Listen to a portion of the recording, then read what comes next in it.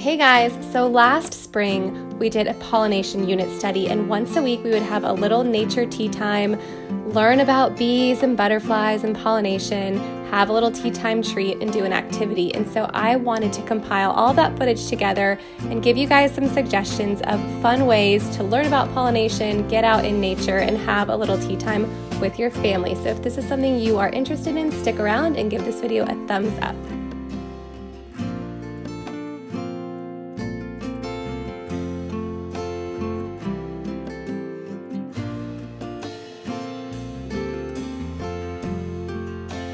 So the first activity just models for kids how pollen can stick and be transferred from one plant to another. And for this, we just used some cheese puffs, and then I put them on a couple of different nature-looking papers, and then the black paper represents another flower. So what they did is they would pick up some little cheese puffs and then eat them or set them on another place, and then they would just wipe their hands on that paper just to see what it would look like to have some of that powder left over on their fingers. This was a really simple way to teach the younger ones the basics of pollination. For the next activity, we just had the kids go on a nature walk and collect some flowers, and then they used a Q-tip to take some of the pollen off and look at it under a microscope. These pocket microscopes are amazing, really easy for kids to use on their own, and I will link them in the description box below if you guys want to check them out, but I highly recommend them even for any other just nature walks or unit studies, not just for this one.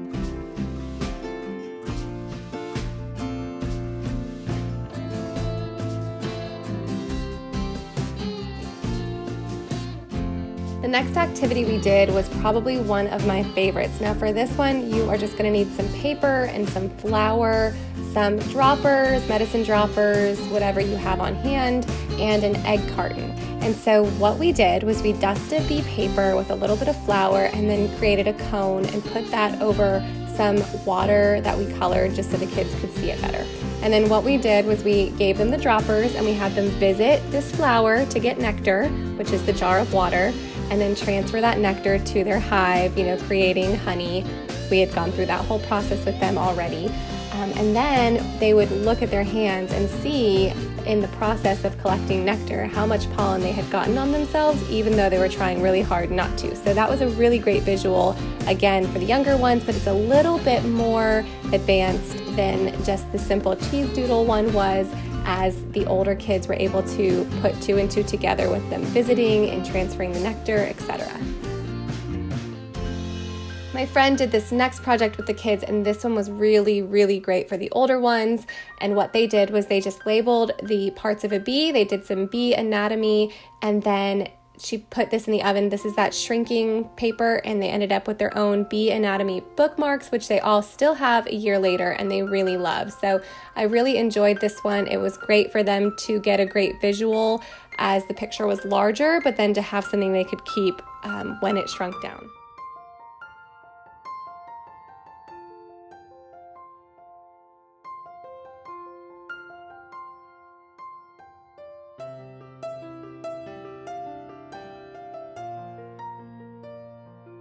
One of my favorite activities was for the little ones. They were just barely 2 years old when we were doing this last year. And this is from Chelsea at Let's Play School. This is from her Bugs pack, which she just released again yesterday. So I'm gonna leave a link below if you wanna see all that was in this bug pack, but this was sorting and matching a little honeycomb sensory bin. The girls loved this. It was super cute, very simple for the toddlers and preschoolers. And like I said, this is in the description box below if you want to go check it out. I'm showing you also this little slapping activity, the swat the bug activity that the girls loved from the same pack, even though it wasn't bees. Bugs are bugs to toddlers. So I really loved this pack, and I wanted to make sure you guys were aware that she re-released it during this whole situation we've got going on where we are all home. So I really appreciate her. Thank you for releasing that again, Chelsea, and be sure you guys go and check that out. Okay, on to the tea time treats. So the very first tea time we did, we made these honey oat balls. You know that my kids and I love these. So to make these, you just take oats and grind them into a flour and then mix them with some peanut butter and honey until you can roll it into a ball. And then you just roll them into some remaining oat flour so that they're not too sticky. Very simple, but my kids love these so much and they were perfect for a tea time.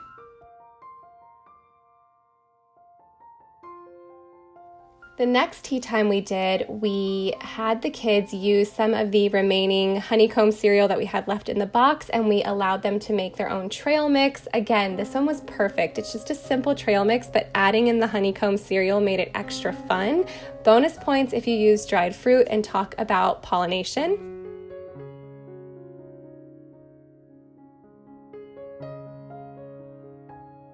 And of course, I couldn't do this unit study without reading The Bee Tree. This is one of our 5 in a row favorites. And so for our last tea time, we read The Bee Tree and we had some baking powder biscuits with honey. As you can see, all of the kids made their own biscuits and some of them wanted to put letters on them and such, but this was the perfect way to wrap up our few weeks of our unit study and just have a good time together.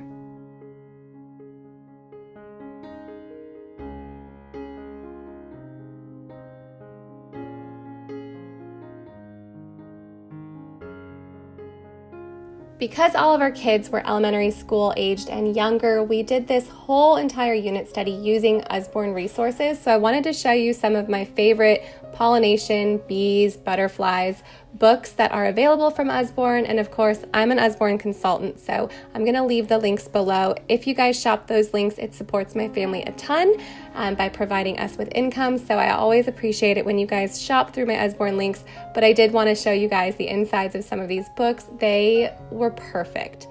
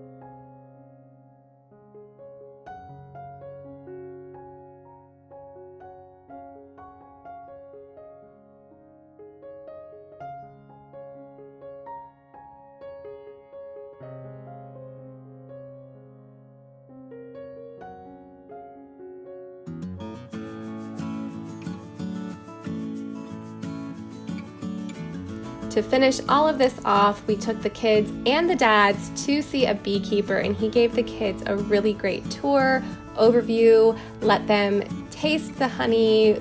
He let them grab some wax. It was a really great end of semester field trip, and the dads loved it as much as the kids, and us moms were totally nerding out. We really enjoyed this. It was a fun trip, and the kids were much more brave than I expected, but I definitely will say that that was probably because they had been studying bees for a few weeks and were not as afraid of them any longer. I hope you guys enjoyed this different tea time video this month, and I hope that it gave you some ideas if you want to get your kids out in nature or you want to change up your homeschool this month and just focus on a different topic or have some fun tea times. If you guys like this video, give it a thumbs up. Leave me a comment below and let me know what kind of poetry tea time you guys have been doing. If you guys have been stuck at home like we have, I'd be interested to know that. And of course, if you make any of these recipes or do any of these activities, tag me online so I can share that and see that and communicate with you guys over there. All right, I'll see you guys later. Bye.